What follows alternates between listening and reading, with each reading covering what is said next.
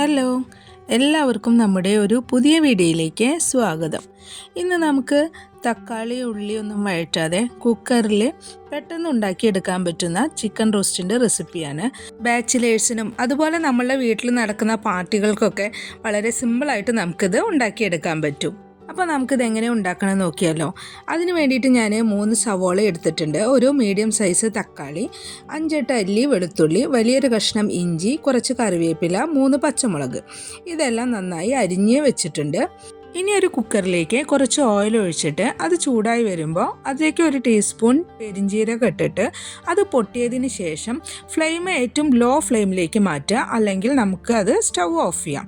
എന്നിട്ട് അതിലേക്ക് 1/4 ടീസ്പൂൺ മഞ്ഞൾപ്പൊടി, 1/4 ടേബിൾ സ്പൂൺ മല്ലിപ്പൊടി, 2 ടേബിൾ സ്പൂൺ കാശ്മീരി മുളക് പൊടി, 1 ടീസ്പൂൺ കുരുമുളക് പൊടി, 1 ടീസ്പൂൺ ഗരം മസാല പൊടിച്ചത്, ഇതെല്ലാം കൂടി നന്നായിട്ട് എണ്ണയിൽ നമുക്ക് മിക്സ് ചെയ്തെടുക്കണം. ഞാനിപ്പോൾ സ്റ്റൗ ലോ ഫ്ലെയിമിലാണ് വെച്ചിരിക്കുന്നത് കേട്ടോ. ഇത് പൊടിയെല്ലാം കരിഞ്ഞു പോകുമെന്ന് തോന്നുന്നവർക്ക് പെരിഞ്ജീരകം പൊട്ടിയതിന് ശേഷം സ്റ്റൗ ഓഫ് ചെയ്യുക. എന്നിട്ട് ഈ പൊടികളെല്ലാം ഇട്ടിട്ട് നന്നായി മിക്സ് ചെയ്തതിന് ശേഷം സ്റ്റൗ ഓൺ ചെയ്ത് ലോ ഫ്ലെയിമിലേക്ക് മാറ്റി ബാക്കി എല്ലാതും കൂടി മിക്സ് ചെയ്താൽ മതി. ഇനി ഇതിലേക്ക് ഇഞ്ചി വെളുത്തുള്ളി ചതച്ചത്, നമ്മൾ അരിഞ്ഞു വെച്ചിട്ടുള്ള സവോള, പച്ചമുളക്, വേപ്പില, തക്കാളി, ഇതെല്ലാം കൂടി ഇട്ടിട്ട് നന്നായിട്ട് മിക്സ് ചെയ്തെടുക്കുക. ഈ മസാല എല്ലാം കൂടിയിട്ട് അതിലൊന്ന് മിക്സായി കിട്ടണം. അല്ലാതെ സവോളയും തക്കാളിയും ഒന്നും വഴറ്റേണ്ട ആവശ്യമില്ല. ഇപ്പോൾ ഇതിൻ്റെ മസാലയും സവോളയും തക്കാളിയും എല്ലാം നന്നായിട്ട് മിക്സായി കിട്ടിയിട്ടുണ്ട്. ഇനി ഇതിലേക്ക് നമ്മൾ കഴുകി വൃത്തിയാക്കി വെച്ചിട്ടുള്ള 1 കിലോ ചിക്കനാണ് ഇതിലേക്ക് ഇടുന്നത്. അതും കൂടി ഇട്ടതിന് ശേഷം ഒന്നുകൂടി മിക്സ് ചെയ്തെടുക്കുക. ഈ ചിക്കൻ റോസ്റ്റിലേക്ക് ഞാൻ 2 ടേബിൾ സ്പൂൺ കാശ്മീരി മുളക് പൊടിയാണ് ചേർത്തിരിക്കുന്നത്. നിങ്ങൾക്ക് വേണമെങ്കിൽ 1 ടീസ്പൂൺ കാശ്മീരി മുളക് പൊടിയും 1 ടീസ്പൂൺ നല്ല എരിവുള്ള മുളക് പൊടിയും ചേർക്കാം. അതൊക്കെ നിങ്ങളുടെ ഓരോരുത്തരുടെ ഇഷ്ടത്തിനനുസരിച്ച് ചേർക്കാം കേട്ടോ. ഇനി ആവശ്യത്തിനുള്ള ഉപ്പും കൂടിയും ചേർത്തിട്ട് ഒന്നുകൂടി മിക്സ് ചെയ്തെടുക്കാം. എന്നിട്ട് നമ്മൾ കുക്കറിൻ്റെ മൂടി വെച്ച് അടച്ചിട്ട് അതിൻ്റെ വിസിൽ ഊരിയെടുക്കണം. അതിനുശേഷം ലോ ഫ്ലെയിമിൽ നിന്ന് കുറച്ചുകൂടി ഫ്ലെയിം കൂട്ടി വെച്ചിട്ട് 2-3 മിനിറ്റ് നന്നായിട്ട് തിളപ്പിച്ചെടുക്കാം. ഇപ്പോൾ 2-3 മിനിറ്റ് കഴിഞ്ഞു. ഇനി നമുക്ക് കുക്കർ തുറന്ന് നോക്കാം. ഇപ്പോൾ ഇതിൽ കുറച്ച് വെള്ളം ഇറങ്ങി വന്നിട്ടുണ്ട്. ചില സമയത്ത് ചിക്കനിൽ നല്ല വെള്ളം ഇറങ്ങി വരും. അപ്പോൾ അതിലേക്ക് നമുക്ക് എക്സ്ട്രാ വെള്ളം ഒഴിക്കേണ്ട ആവശ്യമില്ല. ഇതിലിപ്പോൾ ഞാൻ വേവിച്ചപ്പോൾ കുറച്ച് വെള്ളമേ ഉള്ളൂ. അപ്പോൾ നമുക്ക് 1/4 ഗ്ലാസ് ചൂടുള്ള വെള്ളം കൂടിയും ചേർത്തിട്ട് ഒന്നുകൂടി ഇളക്കിയെടുക്കാം. ഇനി നമുക്ക് ഈ കുക്കർ മൂടി വയ്ക്കാം.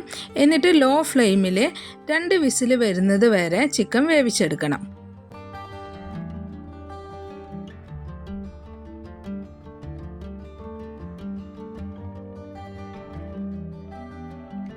ഇപ്പോൾ ചിക്കൻ വേവിച്ചെടുത്തിട്ടുണ്ട്. നമുക്കിതിൻ്റെ ആവിയൊക്കെ പോയതിന് ശേഷം തുറന്ന് നോക്കാം.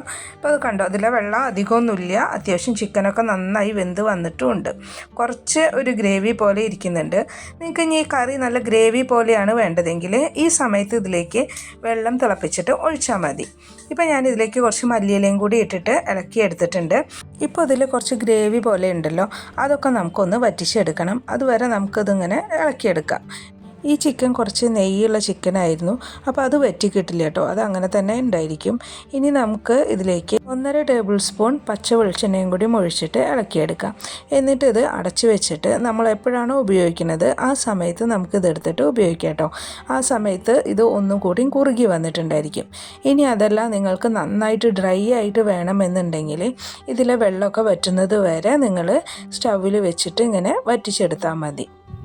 ഇപ്പോൾ വളരെ കുറഞ്ഞ സമയം കൊണ്ട് ഉണ്ടാക്കിയെടുക്കാൻ പറ്റുന്ന ചിക്കൻ റോസ്റ്റ് റെഡി ആയിട്ടുണ്ട്. അപ്പോൾ എല്ലാവരും ഈ റെസിപ്പി ട്രൈ ചെയ്ത് നോക്കിയിട്ട് അഭിപ്രായം പറയണം കേട്ടോ. വളരെ കുറച്ച് സമയമാണ് നമ്മളിത് ഉണ്ടാക്കിയെടുക്കാൻ വേണ്ടിയിട്ട് എടുത്തിട്ടുള്ളൂ. നല്ല ടേസ്റ്റുമാണ് ഇത് കഴിക്കാൻ. ഇതിപ്പോൾ ഇങ്ങനെ ഉണ്ടാക്കിയെന്ന് വിചാരിച്ചിട്ട് ടേസ്റ്റിന് കുറവൊന്നുമില്ല കേട്ടോ.